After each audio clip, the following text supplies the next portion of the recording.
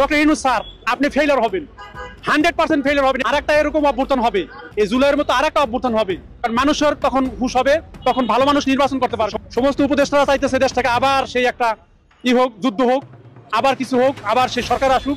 এখানে যে বর্তমানে যে অন্তর্বর্তীকালীন সরকার আছে, এটা যে কতটা অথর্ব তার একটা জলজ্যান্ত প্রমাণ। বর্তমান সরকার আসলে দেশ চালানোর যোগ্য নয়, এটা জনগণ বুঝে গেছে বলে মন্তব্য করেন সিনিয়র সাংবাদিক মাসুদ কামাল। সালমান এফ রহমান এবং সাবেক আইনমন্ত্রী আনিসুল হক তারা যে প্রক্রিয়ায় আটক হয়েছিলেন, অধিকাংশ মানুষ সন্দেহ পোষণ করছিলাম যে এটি একটি নাটক। সেই সন্দেহটি এখন প্রকাশ্যে সত্য হিসেবে প্রতিষ্ঠিত হলো। শেখ হাসিনার নেতৃত্বে পরিচালিত সরকারের হটানোর মাধ্যমে বাংলাদেশ তার গতিমুখ হারিয়েছে।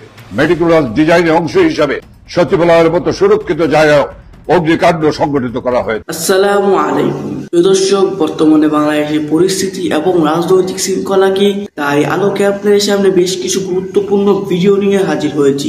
সেই ভিডিওগুলো দেখলে আপনারা রীতিমতো অবাক হয়ে যাবেন। তাই আমি আর দেরি না করে চলে যাব মূল ভিডিওতে যাওয়ার আগে যারা আমার চ্যানেলটি সাবস্ক্রাইব করেছে তাদেরকে অসংখ্য ধন্যবাদ।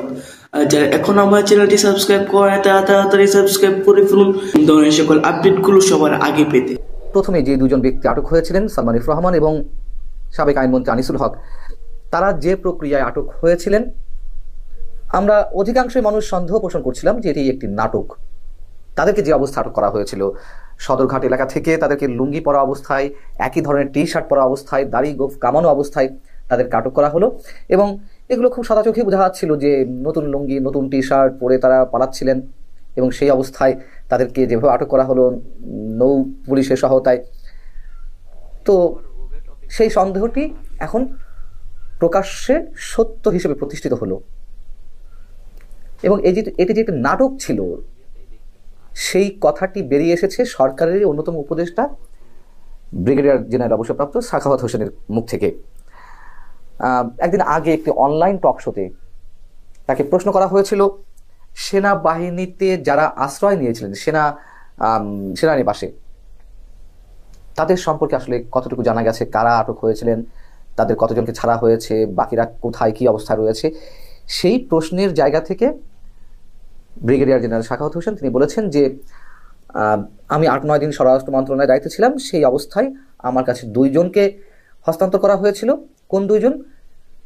সাবেক মন্ত্রী অ্যাডভোকেট আনিসুল হক এবং সাবেক উপদেষ্টা সাবেক প্রধানমন্ত্রী সালমান এফ রহমান। তো তার কাছে হস্তান্তর করা হলে তাদেরকে আবার এই প্রক্রিয়া আটক করা হলো কেন? প্রশ্নের উত্তরে তিনি বলছিলেন যে গভর্নমেন্টের অনেক কিছু করতে হয় বা পুলিশের অনেক ধরনের স্টেজ করতে হয়, নাটক মঞ্চায়ন করতে হয়, তার কারণ অনেক মামলা দেশের যে আইন কানুন তার মধ্যে কয়েকটি বাদে অধিকাংশ ধারাতেই বেলেবেল মামলা হয়ে থাকে বা ধারাগুলো এরকম জামিনযোগ্য। তো তাদেরকে যাতে জামিন না দেওয়া লাগে বা তদন্তের স্বার্থে অনেক কিছু করতে হয়, এই জন্য তারা এই নাটকটি সাজিয়েছিল। যদিও তিনি এই নাটকের সঙ্গে একমত নন, এই মন্তব্য তিনি করেছেন। কিন্তু প্রশ্ন হচ্ছে যে কেন এই নাটকটি করতে হয়েছিল? তাদেরকে এই নাটক ছাড়া যদি সেনা সদর থেকে খুব স্বাভাবিকভাবে ঘোষণা দিয়েই পুলিশের কাছে হস্তান্তর করা হতো, সমস্যা কি ছিল? তাদেরকে সন্দেহভাজন হিসেবে তো আটক করা যেত। এবং এই যে বৈষম্য বিরোধী আন্দোলনের সময় যে মানুষ হত্যাকাণ্ড বা সাধারণ মানুষের উপর যে অত্যাচার যেগুলো হয়েছে, আমরা একেবারে হত্যা মামলার কথা না বললাম, হত্যার দায়ের কথা না বললাম, যদিও সেই হত্যা মামলাগুলো নিয়ে অনেক সমালোচনা হয়েছে এবং প্রসঙ্গক্রমে এই কথাটি আবারও তুলতে হচ্ছে যে প্রথমত তাদেরকে ওইভাবে নাটক মঞ্চায়নের মাধ্যমে আটক না করে যদি সরাসরি সেনা সদরের মাধ্যমে হস্তান্তর করা হতো, বেইলেবল কিংবা আনবেইলেবল এই প্রশ্নগুলো কি উঠতো না? তাহলে এই নাটকের কি প্রয়োজন ছিল? দ্বিতীয় কথা হচ্ছে যে হত্যা মামলাগুলো একের পর এক হয়েছে, সেগুলো নিয়ে নানান ধরনের প্রশ্ন উঠেছে বিভিন্ন মহল থেকে। এখন এটি কেন বলছি? সরকারের নাটকগুলো বেরিয়ে আসছে, যেগুলো মানুষের মধ্যে নানান ধরনের প্রশ্ন তৈরি হচ্ছিল।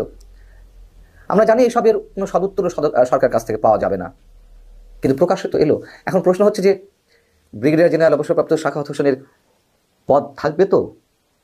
তাকে মন্ত্রী পদমর্যাদার যে উপদেষ্টা পদে রাখা হয়েছে, আমার ধারণা হয়তো তাকে সেখান থেকে বাদ দিয়ে দেওয়া হতে পারে। তখন আমি বিশ্বাস করি এই উপদেষ্টা পরিষদে যে হাতে গোনা 2-3 জন যোগ্য ব্যক্তি রয়েছেন, তাদের মধ্যে অন্যতম যোগ্য ব্যক্তি ব্রিগেডিয়ার সাখাওয়াত হোসেন। কিন্তু এও নিশ্চয় আপনাদের মনে আছে যে একটি সহজ স্বরলোক্তি করার কারণে তার স্বরাষ্ট্র মন্ত্রণালয়ের পদটি গেল, স্বরাষ্ট্র উপদেষ্টার পদ। তাকে সরিয়ে নৌ পরিবহন মন্ত্রণালয়ের উপদেষ্টা করা হলো, সেখান থেকে আবার সরিয়ে শ্রম কর্মসংস্থান মন্ত্রণালয়ের উপদেষ্টা করা হলো। মানে এই যে নির্ভেজাল ভদ্র মানুষগুলো, তাদের উপর যত স্টেগুলার, তাদের উপর যত অন্যায় আচরণ। এবং স্বরাষ্ট্র উপদেষ্টা, বর্তমান যে স্বরাষ্ট্র উপদেষ্টা রয়েছেন, তার কার্যক্রম সম্বন্ধেও তো আমরা জানি তিনি কতটুকু দক্ষ বা যোগ্য। অনেক ধরনের প্রশ্ন রয়েছে তাকে নিয়ে, কিন্তু তারপর ঠিকই রয়ে গেছে। আওয়ামী লীগকে সংস্কারের মাধ্যমে রাজনীতিতে আবার প্রতিষ্ঠিত হতে হবে, এরকম একটি মন্তব্যের জন্যই ব্রিগেডিয়ার সাখাওয়াতকে সরিয়ে দেওয়া হলো ছাত্র নেতাদের বা ছাত্র সমন্বয়কদের তুমুল চাপের মুখে। এখন বিষয় হচ্ছে যে সেনা সদরে বা সেনা আশ্রয়ে যে 626 জনের মতো মানুষ ছিলেন, সেই সম্পর্কে সেনা সদর থেকে এখনো কোনো ক্লিয়ার কোনো ব্যাখ্যা আসেনি। এটি অনেক বড় প্রশ্ন। এবং সর্বশেষ একজন রয়েছেন, যেটি ধারণা করা হয় স্পিকার শিরিন শারমিন চৌধুরী, যেই বিষয়টি আমাদের সামনে তুলে এনেছিলেন মাত্র কয়েকদিন আগে, মানবজীবন পত্রিকার প্রধান সম্পাদক মতিউর রহমান চৌধুরী। এবং তারপর থেকেই শিরিন শারমিন, মানে স্পিকার শিরিন শারমিনের সাবেক স্পিকার, তার প্রসঙ্গটি বিভিন্নভাবে আসছে আলোচনা যে তিনি সম্ভবত এখন সেনা আশ্রয়ে রয়েছেন। যাও, এগুলো অনেক আলোচনা, অনেক বিষয়, একটি যে কোনো বিষয়ে কথা বলতে গেলে চলে আসে। আমার যে মূল বক্তব্য সেটি হচ্ছে যে সরকারের নাটক আমরা অনেক ক্ষেত্রে দেখতে পাচ্ছি। আওয়ামী লীগ সরকারের সময় আমরা বিভিন্ন ধরনের নাটক দেখেছি। মানুষের দৃষ্টি অন্যদিকে ঘোরানোর জন্য একের পর এক নাটকের মঞ্চায়ন করা হয়েছে। ঠিক একইভাবে নির্বাচন থেকে মানুষের দৃষ্টি দূরে রাখতে বা সরকারের বিভিন্ন বিতর্কিত কর্মকাণ্ড থেকে মানুষের দৃষ্টি অন্যদিকে প্রবাহিত করতে নানান ধরনের নাটক এর মধ্যে হয়েছে। সামনে নিশ্চয়ই আরও অনেক ধরনের নাটক আসবে। আমরা শুধু বলতে চাই, মানুষ এই নাটক সম্পর্কে জানে, মানুষের অভিজ্ঞতা আছে। শেষ রক্ষা কারোরই হয়নি। বর্তমান সরকার যদি মনে করে যে তারা বিশাল একটি গণঅভ্যুত্থানের মাধ্যমে সৃষ্ট একটি সরকার এবং এটি জনগণের সমর্থনের সরকার, অবশ্যই জনগণের সমর্থন ছিল, কিন্তু সেই সমর্থন কিন্তু ধীরে ধীরে বিরুদ্ধে চলে যাচ্ছে। এটিও সরকারকে মনে রাখতে হবে। যতই নাটক হোক, যতই নানান ধরনের খেলা চলুক, জনগণ কিন্তু দিন শেষে তাদের পাওনাটি ঠিকই আদায় করে নিতে জানে। ব্রিগেডিয়ার সাখাওয়াত যে মন্তব্যটি করে ফেলেছেন, তিনি কিছু ভেবে হোক না ভেবে হোক বলে ফেলেছেন, যেটি নাটকের অংশ ছিল সালমান এফ রহমান এবং আনিসুল হকের বিষয়টি। আমরা আশা করবো নিশ্চয়ই তার উপরে কোনো ধরনের কোনো অন্যায় অবিচার নতুন করে হবে না। যে এখানে যে বর্তমান যে অন্তর্বর্তীকালীন সরকার আছে, এটা যে কতটা অথর্ব তার একটা জলজ্যান্ত প্রমাণ। মাসুদ কামাল বললেন, জনগণ বুঝে গেছে বর্তমান সরকার দেশ চালানোর যোগ্যই নয়। বর্তমান সরকার আসলে দেশ চালানোর যোগ্য নয়, এটা জনগণ বুঝে গেছে বলে মন্তব্য করেন সিনিয়র সাংবাদিক মাসুদ কামাল। সম্প্রতি বেসরকারি টিভি চ্যানেলের এক টক শোতে উপস্থিত হয়ে এসব কথা বলেন তিনি। হঠাৎ লটারিতে কিছু পাই গেলে যে অবস্থাটা হয় না, এত এই অবস্থা। তোমরা আমার কিছু করো না, কোনো মতো আরাম আয়েশ করে দিন, আটাই দিন। তিনি বলেন, আমরা একটা জ্বলন্ত ঘরে ছিলাম, আমরা আগুন নেভাতে সক্ষম হয়েছি এবং যে আগুন লাগিয়েছে তাকে বের করে দিয়েছি। এখন আমাদের পরবর্তী কাজ আরেকজন লোককে আনা, যে আমাদের ঘরকে পরিচালনা করবে। কিন্তু কথা হলো, তিনি কি আগের মতো উত্তাপ ছড়াবে নাকি তিনি আবার আগুন জ্বালাবে? এই জন্যই সংস্কারের কথা বলছিলাম আমরা। তিনি আরো বলেন, বছরের শুরুতে একটা পচা নির্বাচন দিয়ে শুরু হয়েছিল, এখন বছর শেষে আবার সুষ্ঠু নির্বাচনের আশা জেগে উঠেছে। আর নির্বাচনটা প্রত্যেক মানুষের মতামত দেওয়ার সুযোগ তৈরি করবে। অন্তর্বর্তীকালীন সরকারের কাছ থেকে আমাদের প্রত্যাশা ছিল নির্বাচন দিবেন, সংস্কার করবেন এবং নির্বাচনের আগ পর্যন্ত সুষ্ঠুভাবে চালাবেন। এই তৃতীয় প্রত্যাশাটি বর্তমান সরকার পূরণে পুরোপুরি ব্যর্থ। কেন করে নাই? কোথায় মাসি সরকার কি পেছনে ফিডার খাইছে? তারা জনগণের আকাঙ্ক্ষা অনুযায়ী পারেন নাই দেশ চালাতে। এটি বুঝতে জনগণের 1 মাসও সময় লাগেনি। বর্তমান সরকার আসলে দেশ চালানোর যোগ্যই নয়, এটা জনগণ বুঝে গেছে। তারা তো বেশি দিন থাকতে আসেন নাই, সুতরাং তাদের এখন মূল কাজ নির্বাচন দেওয়া।